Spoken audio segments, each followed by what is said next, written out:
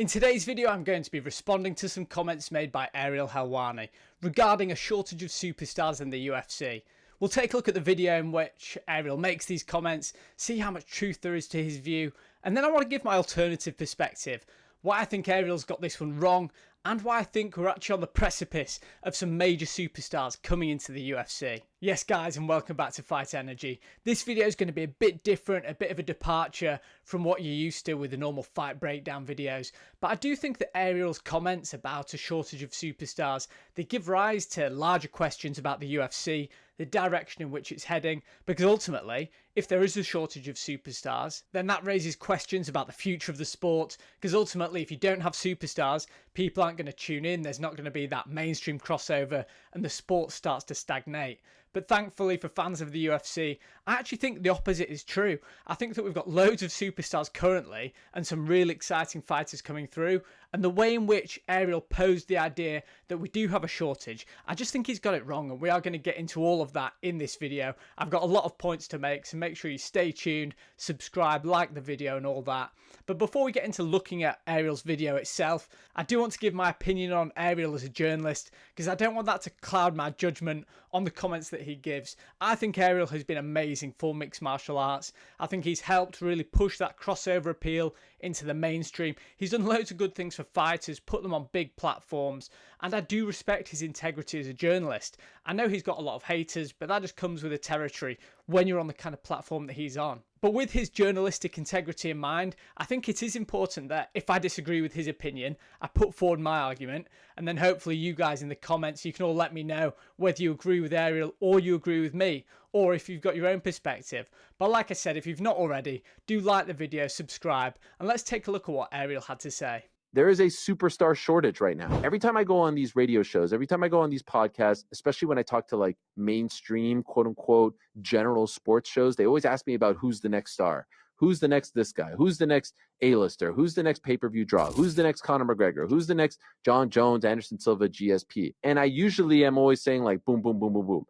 We are approaching a territory now where it feels like there's a bit of a superstar shortage. Okay, so Ariel Helwani, he set out his stall there, made his points very clear, and I'm going to go through each one. I've just made a note of the points that he makes at the start of that video. There is a second half to it that we'll be getting to, but he starts up with the premise that there's a shortage of fighters, superstar fighters in the UFC, because they lack that mainstream appeal. When he goes on these radio shows or ESPN, and the journalists there are asking him, who's next? He's kind of lost for words right now. He's not too sure. And there's a couple of things wrong with this. Firstly, two of the examples that he gave are Conor McGregor and John Jones. I think we need to set them aside because they're both outliers of the sport. You can't really compare anyone else to those two names. I know there's some that come close, and I'm sure that you'll give your opinion that people have surpassed that. But Conor McGregor, he transcended the sport. That fight against Floyd Mayweather, his rise was historic, meteoric, and we could well never see anything like that again. But even if someone doesn't quite get to those levels, doesn't mean they're not a superstar. It just means they're not on Conor McGregor level. He may be a one of one. You can never say never because you never know. But he reached such levels that could maybe not get reached again, that I don't think it's fair to compare him to either the current crop, the future crop, or previous fighters that we've had in the UFC. The second example he gave is John Jones, and he's an outlier for a slightly different reason. I think it's primarily due to his longevity in the sport, the phenom nature that at the age of 21 he had his title fight, and he's reigned supreme over the UFC for over a decade. I think when the longevity of John Jones and, let's face it, his antics outside of the octagon, coupled with Conor McGregor and that superstar meteoric rise, we can't compare the current fighters to these two because nobody else compares to them, whatever age you go through. On the other hand, if we are going to take a look at the current crop of fighters, we do have superstars. You can see in the thumbnail, I just picked out a few. Ilia Topuria, Islam Makhachev, Alex Pereira, Tom Aspinall, potentially borderline, Paddy Pimblett. Look, he might not be the greatest fighter in the UFC. I think he's still underrated, but he's still a superstar. The numbers don't lie. You have to look on social media. I know these are vanity metrics, things like followers, likes on your Instagram, TikTok, but all these things tell a story, paint a narrative of how famous this guy is, how much superstar potential he has, and ultimately, do these things convert into pay-per-view buys? Do they get mainstream interest on ESPN? I do think there are superstars here. And I just want to make the point that I don't want to compare them against the outliers like Conor McGregor and Jon Jones. But to make a broader point on what Ariel's saying, I feel like all sports go through this. There's a built-in inherent nostalgia of fighters from a few years ago. It doesn't need to be the childhood fighters that you grew up with, just fighters from the last few years who've retired. And now you look back fondly on them with rose-tinted glasses. It's kind of like the way that your parents thought that the music you listen to isn't great. And I'm sure that you, if you have kids, when you have kids, you don't like their music. It's a similar thing. We all have this inherent bias, inherent nostalgia, where we think things from a few years ago are bigger than they were. But if you look at the landscape of MMA now, since the pandemic, the sport's never been bigger, and there are so many superstars. Fighters throughout the top 10 of each division have recognisable names. Yes, primarily with the MMA community, but there is definitely some crossover when you look further down the list. Years ago, you'd know about the champion and the number one contender, and you probably wouldn't pay that much attention to the top 10. That has all changed. People take a real interest in the rankings, and I do think there's a lot more mainstream appeal than Ariel gives credit for. Yes, they might not make the front pages like Conor McGregor did, but remember, we're putting Conor McGregor and Jon Jones to one side. Georges St. Pierre, BJ Penn, these supposed superstars of the past, they didn't make the front pages. So I think there's a big expectation from Ariel of these guys to have meteoric rises when they're still starting their career, and that's the next point that I want to make. Is he not being, a top guy anymore, at least as of right now, is a problem. He is beloved. You don't have Sean O'Malley as champion. Who knows when Conor McGregor ever fights again? Who knows how many Jon Jones has left? Like, there is a superstar shortage right now. Okay, so he reiterates the point, mentioning Jon Jones again, Conor McGregor again, but also Israel Adesanya and Sean O'Malley. Look, Sean O'Malley is a current superstar, whether or not he has the belt. So I don't really get Ariel's point there. Look, if he loses 2-3 on the bounce, we might be having a different conversation. But there is a natural cycle that happens with sports. You've got to think Jon Jones, Conor McGregor, Anthony Joshua, Tyson Fury, Alexander Usyk. They've had over a decade in the game, building up their profile, building up their following, building up their wins, their highlights, all the things that you can promote them with. So it makes complete sense that by the time they get towards the end of their career, they are the biggest superstars that they could possibly be. So for him to make the points about Conor McGregor and Jon Jones, and even Israel Adesanya there, they've had their time to build up their profiles, get those highlights, get those highlight knockouts and things that people will look back to in years to come. And I think that Ariel's completely overlooking the fact that people like Ilia Topuria, with his recent knockouts of Max Holloway and Volkanovski, he's putting together these highlight packages, these promotional things that you can look at and build up over the years, where in a few more years' time, he will be that massive superstar. You've got to think there are still superstars in the game, because of course there are. Adesanya, Sean O'Malley, Jon Jones. They might not be as active as you'd like them to be, but we do have superstars coming through. So for him to completely dismiss the talent that we've got coming through is just overlooking a huge part of the sport, which is the up-and-comers. These people on the rise. The rise is what you remember from these fighters. Look back at Conor McGregor's rise, the Marcus Brimage win, Chad Mendes, Jose Aldo, all these things when he was on that rise are the things that we remember.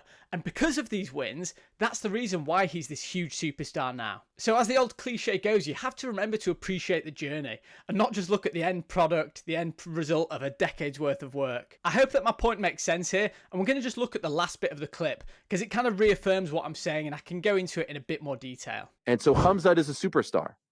Khamzat needs to fight for the belt next.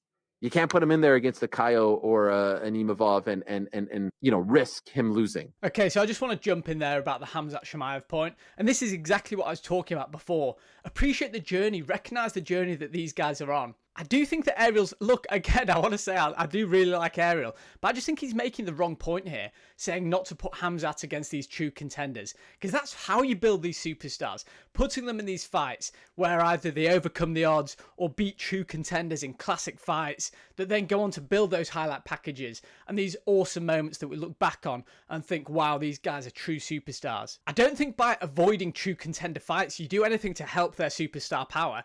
In fact, I think you hinder it.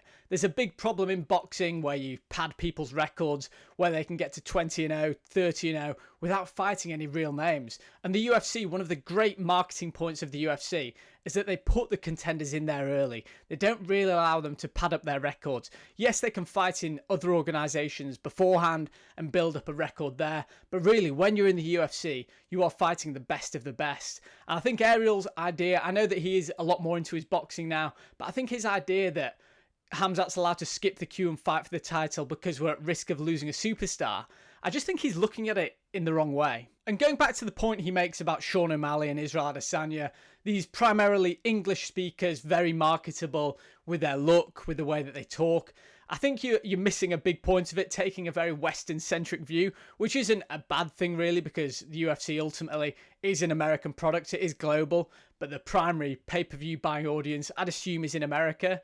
But you've got to appreciate at the same time, fighters like Islam Makhachev, they're not just big in the Middle East or in Russia. These are truly global superstars. Maybe it's a fact that Ariel's just so deep into the game, he's not able to see how big these fighters are. I was literally looking at Topuria's Instagram previously. I think he's got 6 million followers. These kind of numbers from the niche sport of mixed martial arts would have been unheard of a few years ago. And talking about years ago, that takes me on to my next point, which is about the skill level.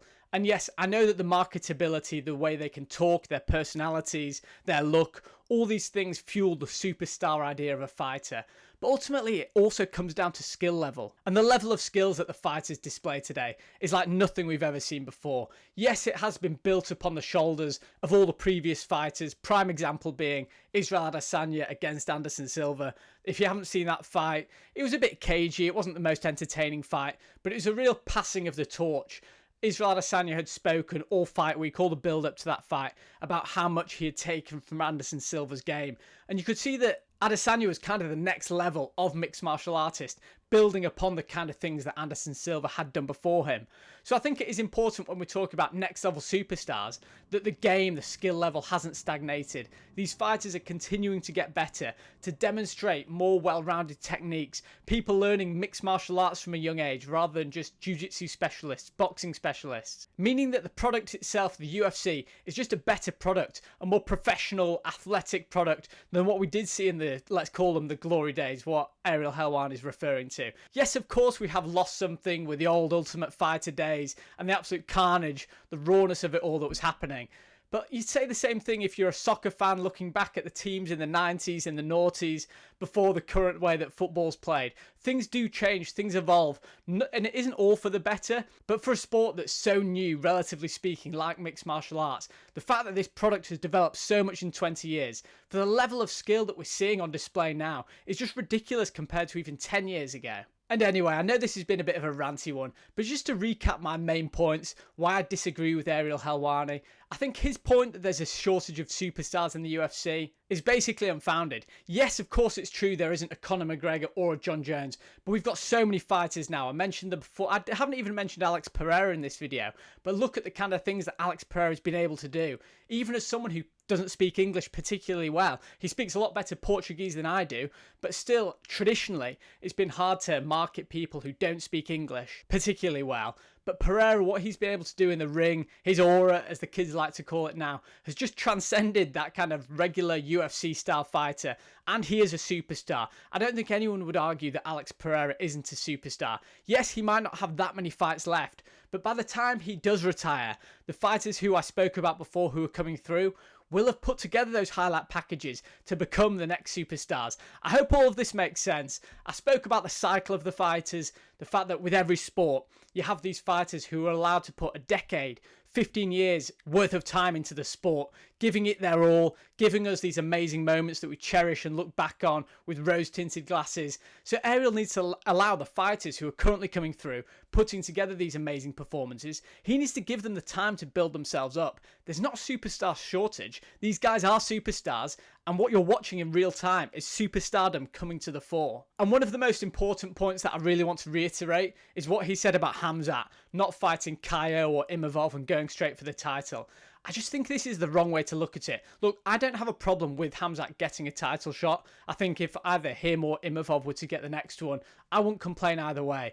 But it's just the wrong attitude to think you should bypass true contenders if there is some kind of hold up in the division. The UFC has succeeded for so long because it puts on these exciting top contender matchups week in, week out. And I really don't want to move away from that. Imagine if it became boxing, where you had boxing right now is a bad example, but boxing from, say, 3 years ago even, where you're only seeing the fighters fight each other past their prime. You're getting 2 or 3 really good cards per year. And in fact, those cards weren't great. You got 2 or 3 really good fights per year. I just don't want to be in that position with the UFC. So Ariel, this is my message. Love what you do, but appreciate what we do have. The sport's never been in a better place. We've got international superstars throughout the roster, top 10s jam-packed with talent. The sport's in a great place. There's no shortage of superstars. Yes, we don't have a Conor McGregor on the scene right now, but let these guys build up. Let Ilia Topuria continue knocking out pound for pound #1 fighters, potential GOAT fighters, and then let's see where we are.